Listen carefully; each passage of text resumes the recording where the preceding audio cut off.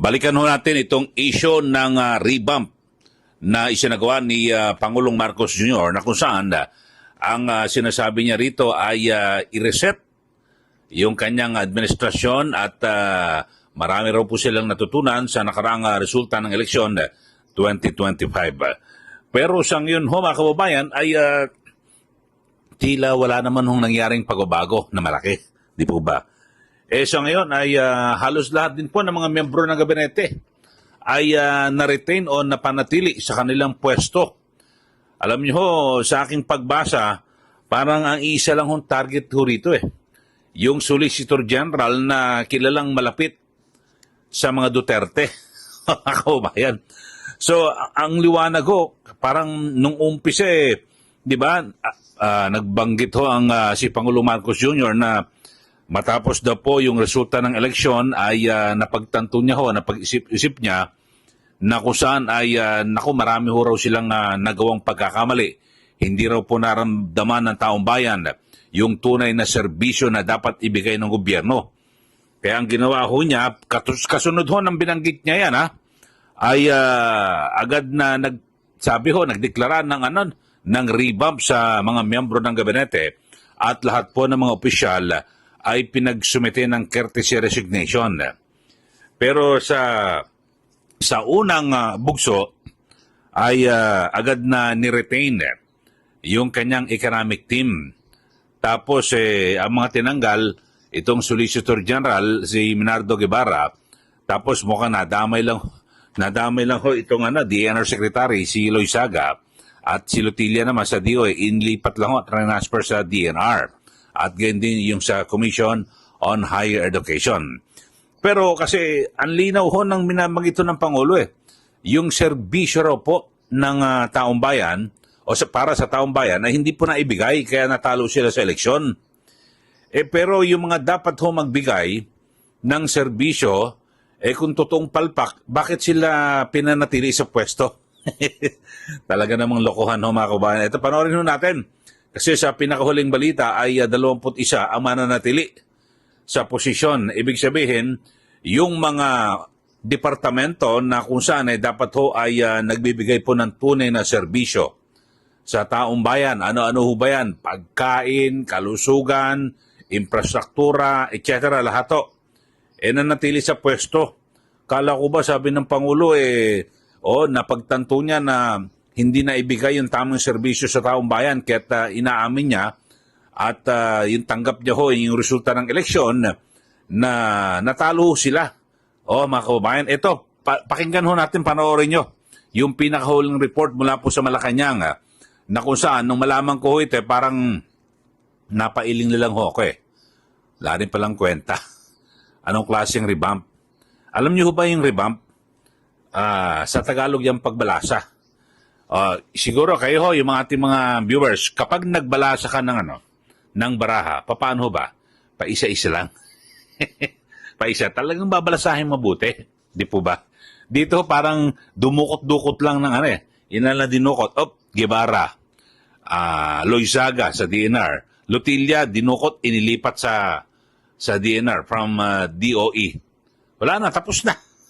Tapos yung mga tinanggal kung sino-sino, mga presidential advisor, presidential assistant, na hindi nga ho natin kilala kung ano ba yung kanilang tunay na tungkulin. So yun ho mga kababayan. Ano ba tunay na problema ng mamayan? Di ba sa pagkain? Bakit na nanatili yung Department of Agriculture Secretary? Ay nako, ito panoorin ho natin mga kababayan, yung pinakahuling report na kung saan ay karamihan po sa mga miyembro ng gabinete ay nanatili sa pwesto. Isang opisyal ng gobyerno ang mananatili sa kanilang mga pwesto matapos hindi tanggapin ni Pangulong Bongbong Marcos ang kanilang courtesy resignations.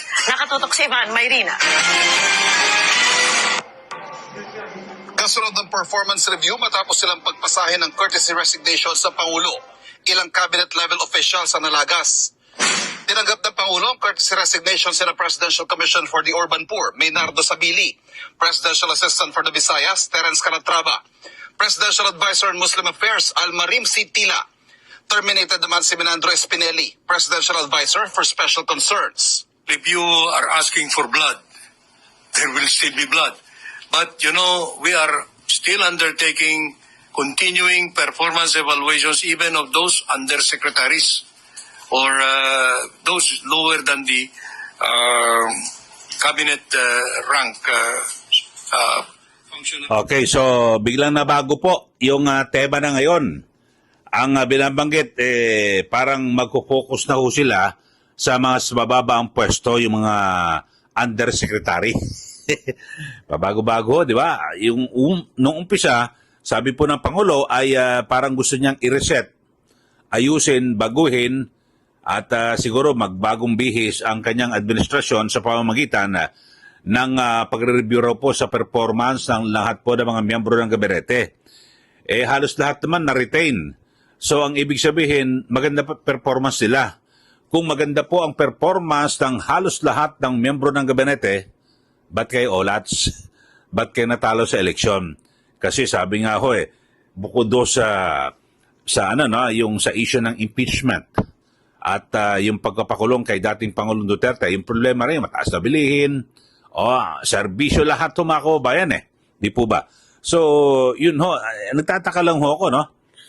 Dinala pa sa ginawa pa yung revamp na ito, yung pala, target lang naman, itong si Solgen. Hindi, sa aking pananaw ho, Solicitor General, dahil sa ito po ay tumanggi na katawanin ng gobyerno, yung sa issue po, yung kaso ni Duterte. Ito, panoorin pa ho natin mga kababayan. Ito si Executive Secretary Bersamin. I assure you that this is a very sweeping and thorough evaluation being made by the President and the panel of his choice regarding those who will be continuing, remaining in office, and those who will be ultimately ousted. Mananatili naman sa pwesto ilang pinuno ng mga departamento. Kabilang sina Agriculture Secretary Francisco Chu Laurel, Agrarian Reform Secretary Conrado Estrella, at Education Secretary Sani Angara. Gayon din sina Labor Secretary Bienvenido Laguesba, Social Welfare and Development Secretary Rex Gatchalian, at Health Secretary Ted Herbosa. Pati na sina Migrant Worker Secretary Hans Leo Cacdac, Science and Technology Secretary Renato Solidium, Tourism Secretary Maria Cristina Frasco. Lusot din sina Information and Communication Secretary Henry Aguda, Transportation Secretary Vince Dizon, at Public Works and Highway Secretary Manuel Bonoan. Mananatili ding Chief Presidential Legal Counsel si Juan Ponce Enrile. Hindi rin tinanggap ang courtesy resignations ng ilan pang opisyal. All of them who have been retained, including myself, are expected to give fresh attention to the mandates and to give more performance. Itinalaga naman bilang bagong chairperson ng Securities and Exchange Commission si Attorney Francis Edralin Lip. Okay, so yun ho mga kababayan, at kayo ho sa ating mga suki, sa ating mga viewers, ay ano ho ba pararaw nyo rito sa ginawang revamp?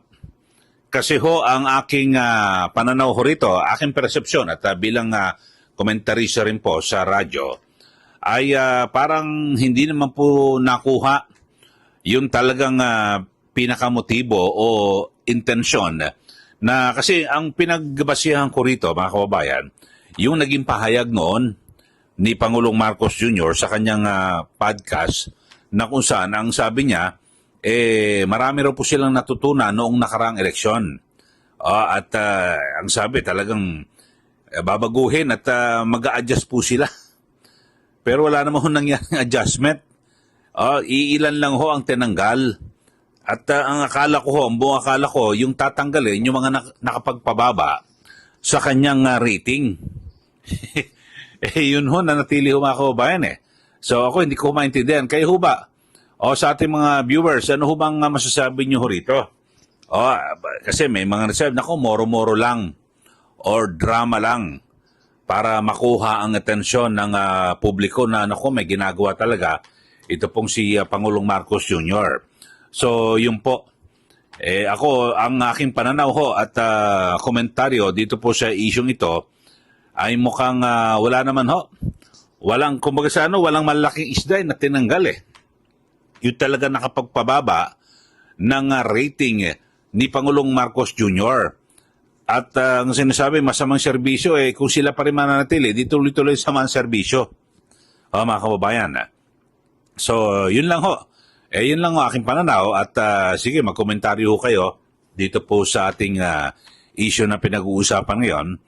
Ang akala ko lang naman, so naging mali ang aking akala. Kasi ang sabi ho ng Pangulo noon, talagang aayusin na po ang serbisyo ng kanyang administrasyon at yun, pagbubutihin mo para makapagsimula ulit. Pero kung paano ka magsisimula kung mga luma pa rin, yung mga opisyal, di po ba? Yun lang naman, yun naman akin, no? At aking pananaw dito po sa cabinet revamp na ito. Sa pangkalatan, ulitin ho natin, ang revamp na isinagawa ng Pangulong Marcos Jr. ay walang kwenta. Yun na aking pananaw. Sa aking pananaw, walang kwenta at wala naman hong talagang malaking isda o opisyal ng gobyerno ang natanggal. Lalo na ho yung mga sinasabing posibleng nagbigay po ng ng kahihiyan o kung ano man nakapalpakan sa kanilang serbisyo kaya't nabawasan po yung tiwala ng taumbayan kay Pangulong Marcos Jr. Sa mga bago lang po sa ating subscriber o na nanonood, sumusubaybay at pwede ho kayo, baka mag-subscribe na ho kayo. At syempre, huwag niyo pong kalimutan na i-share at i-like ito po ang ating YouTube channel para lagi kayong updated dito po sa ating mga issue na ating tinatalakay. At abangan nyo rin yung mga susunod nating vlog. At syempre, tinututukan ho natin ito rin hong kasong impeachment na nakapending dyan po sa Senado. Maraming salamat muli. Ito po si Kaeli. Magandang araw po sa ating lahat.